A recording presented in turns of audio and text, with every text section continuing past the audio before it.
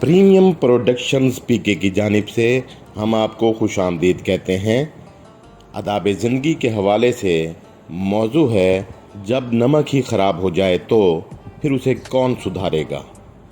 एक देहाती नौजवान ने अपनी बिरादरी की एक शरीफ, पर्दादार, बाइखलाक और दीनदार लड़की से शादी की। शादी को 1 साल ही गुजरा था कि उसका अपने करीबी रिश्तेदार से सख्त झगड़ा हो गया।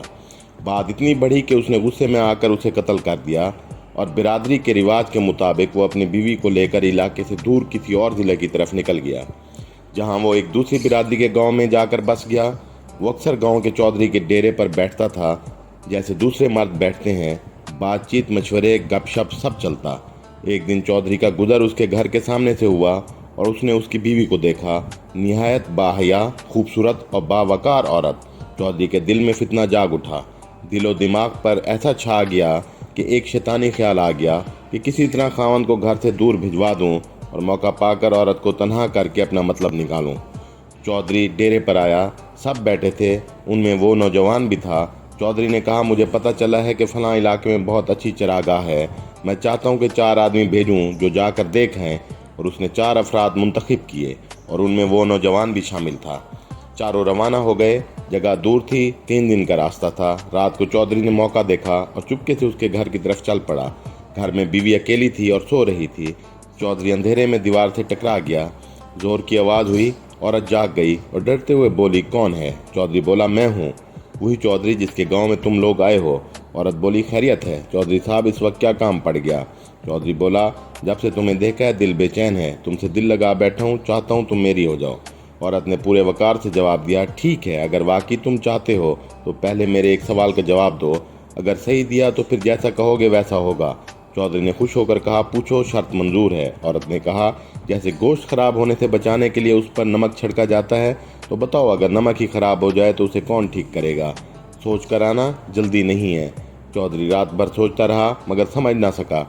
अगले दिन डेरे पर सब लोग बैठे थे। अचानक सबसे वही सवाल पूछा।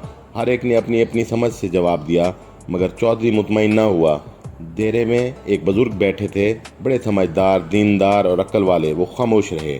जब सब चले गए तो वो बैठे रहे। चौधरी ने उनसे कहा, तुमने क्यों जवाब नहीं दिया?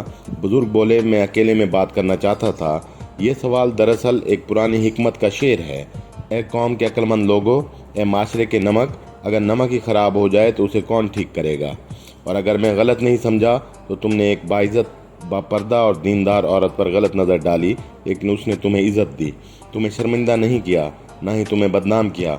बस एक सवाल करके मैं तुम्हारे ज़मीर से टकरा दिया कि वो कहना चाह रही थी कि जब गोश्त ख़राब होता है तो नमक उसे बचा लेता है, लेकिन अगर खुद नमक ही ख़राब हो जाए तो फिर क्या होगा? यानी जब आम लोग बिगड़ें तो चौधरी या बुज़ुर्ग या बड़े संभालते हैं, लेकिन अगर खुद चौधरी, बड़े, बुज़ुर्ग बिगड़ जाएं तो उन्हें कौन संवारेगा? ये सुनकर चौधरी का दिल कांप गया, शर्मिंदगी से सर झुक गया, आंसू निकल आए और उसने कहा, अल्लाह तुम्हें सलामत रखे, तुमने आंखें खोल दी, मेरी ख़ता को ढांप लो जैसे अल्लाह ने ढांपा है। और शायर कहता है, गोश्त तो नमक से बच जाता है, पर अगर नमक ही ख़राब हो जाए तो फिर क्या बचाएगा? और मैं कहता हूँ, अगर बाप बिगड़ जाए तो औलाद को कौन संवारेगा? अगर उस्ताद बिगड़ जाए तो नस्लों को इल्म कौन देगा? अगर रहनुमा बिगड़ जाए तो कौम का मुस्तकबिल कौन बचाएगा? और अगर हुक्मरान बिगड़ जाएं तो फिर मुल्क की सलामती का दारो मदार कौन बचाएगा? दानों की मजलिस में बैठो, नादानों की सोबत में सिर्फ दिल ही नहीं नस्लें भी बर्बाद हो जाती हैं। वरना आज का दौर है, अपने आप को खुद संवार लो। हर शाख पे उल्लू बैठा है, अंजाम एक गुलिस्तां क्या होगा? आखिर में आपको गुजारिश करते चलें कि सखी बने और सखावत को पसंद करें।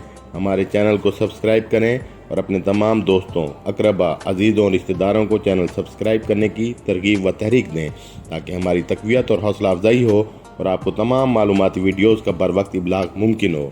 हम आपको शुक्रिया अदा करते हैं।